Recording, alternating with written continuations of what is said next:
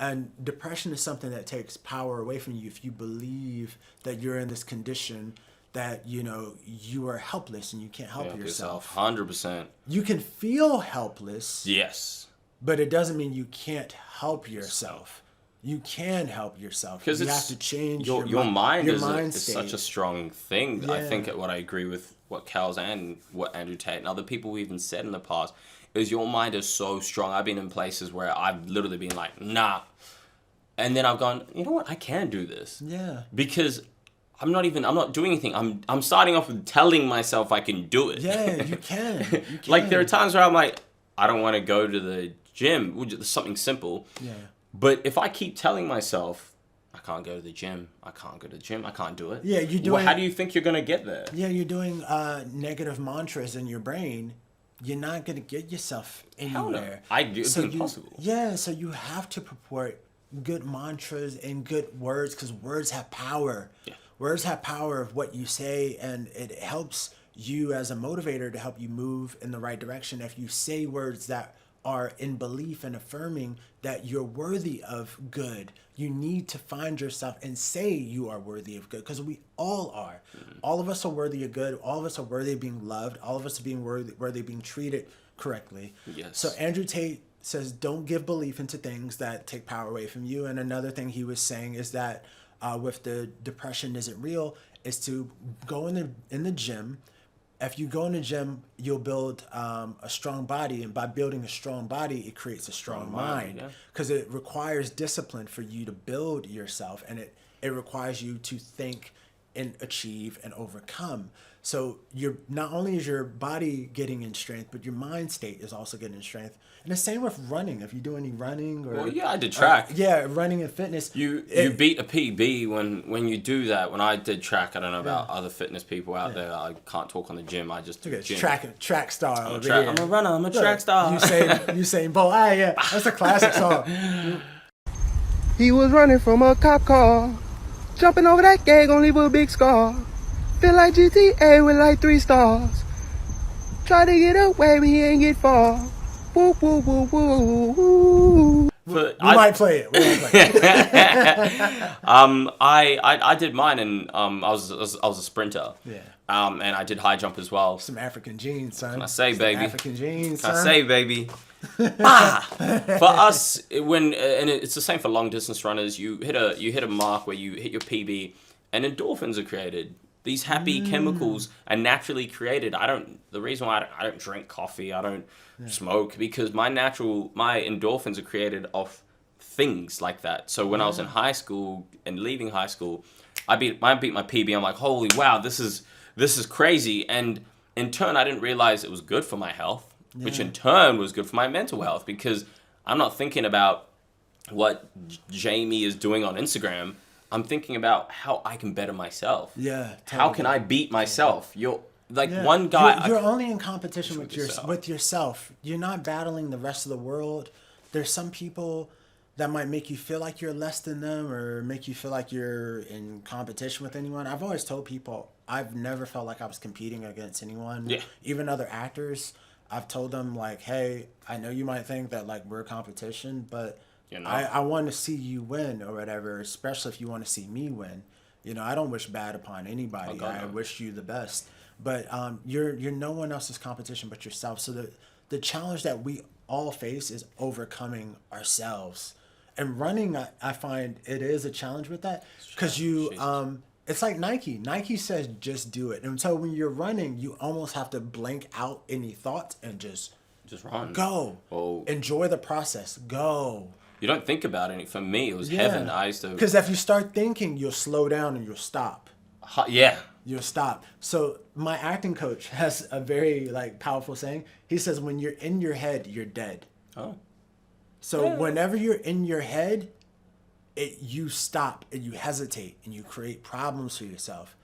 Don't be in your head. Just do. Just be. Yeah. Shouts to Michael Sacinti. I appreciate that. But 100%, that is 100. The nail on the head is, if there's anything people can take from this is, like whatever you do in life, just be there in the moment, and if you're not thinking too much about it, and you're just doing, you'll realize like, wow, because like you said, imagine if I was thinking while I was running, I wouldn't be running 10 seconds, 11 seconds. You slow down. Because I slow down. When you operate on they call it operating on fear. When you operate on fear, you can break down an acronym as false evidence appearing real. So you make up things in your head that actually hasn't existed, and out of you making up things in your head, you start getting in panic about things that actually hasn't occurred. You start worrying about things. Danger is real. Yes. You can trip and you can fall, yeah. but unless it happens, then you're okay. So what they tell you, instead of operating on fear, operate on awareness. Yeah. And awareness is what you have when you drive a car. If you drive a car and you're in fear and you're making up stuff, Bro, you're gonna crash. You're gonna crash. You're gonna crash, man. You're gonna crash. So you you're have to look left, look right. Okay, Stay coast calm. is clear, light's green. Okay, go. That's how you meant to operate in life to move forward. Yeah. I love that. Yeah, so with mates and with people that you have around you, specifically for men, because I know it is harder for men who tend to not have a social unit, social circle. If there's 5 tips we could give people that will help improve their social circles and when they're going through a hard time, I would say 1 is get you a good solid group of mates around you who are actively working towards something important. Yeah. Working towards a goal to improve their life. Actively working towards it. Not just talking about it, but then making, even if macro steps, they're making macro steps. And get together and find ways that you can help each other. Yeah. You can get to a destination a lot faster with 5 guys on both sides of the canoe, pedaling, or 6, Just by more than itself. 1 by himself doing a circle. 100%. You know, so find some good people around you to build with. Another thing is when you're feeling like you're going through something, breakup in a relationship or something financial, find that one solid mate you can talk to and open up to that person and build a pact with each other that, hey, we're going to be here for each other. No matter what. No matter what. Because life is hard and it's better to get through life with a tribe rather than doing it on your own. So make a pact to talk to each other about things that you're going through and your problems. What I would say is expression saves lives. In the African American community, that's what saved our community. Was during, even while we were in poverty and slavery, we came up with gospel music, and we were forced with Christianity. It was pushed on us, but we assimilated to it, and we found these Christian songs to sing while we were working in the field and picking cotton. Or even in poverty, you know, we came up with rhythm and blues. They called blues because people were blues during the Great Depression, no money. And then we came up with hip hop in times where, you know, we found ways to subdue the poverty that we were living in during the 1970s, and, you know, neighborhoods being flooded with drugs and heroin, and we had lost a lot of our African American unity. So we tried to find new ways of art to help sustain and keep our joy. Love you. My money, my body, now your own, oh baby. That will be your body, I got you. That's how you for your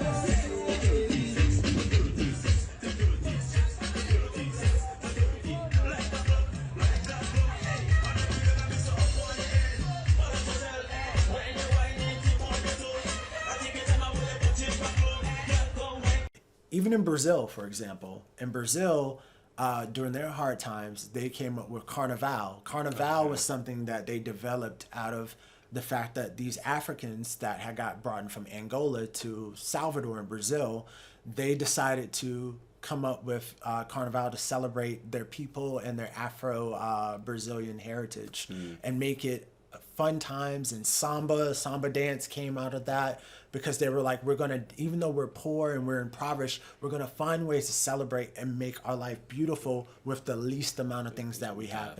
And also capoeira, Brazilian martial arts, was birthed out of that hardship in the slave trade when these African slaves got brought from Angola to Brazil in order to rebel against the slave plantation owners in Brazil for the sugarcane.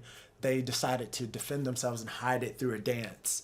And that dance also helped them to have the ability to defend themselves and express themselves, you know? So, Out of hardship, beautiful things can be made. So expression is very important. It's important that you talk to your mates, that you talk to each other, and you talk to your peers. So those are two things. And I think those are honestly the most important two things. But if there's another maybe 3 that I can add, I would say don't rely on substances to try to cope as a coping mechanism. That is temporary. You can use alcohol and then the next day end up dead broke because you got drunk, you went on a binge or a bender as they like to call it, or a benda. Or a benda, you know, that's a bender right there. You go on a bender, you're going to have a good time. That's right, ladies. But anyhow, hey guys, if you want to watch more clips, click here. And if you want to watch the full podcast, click right here.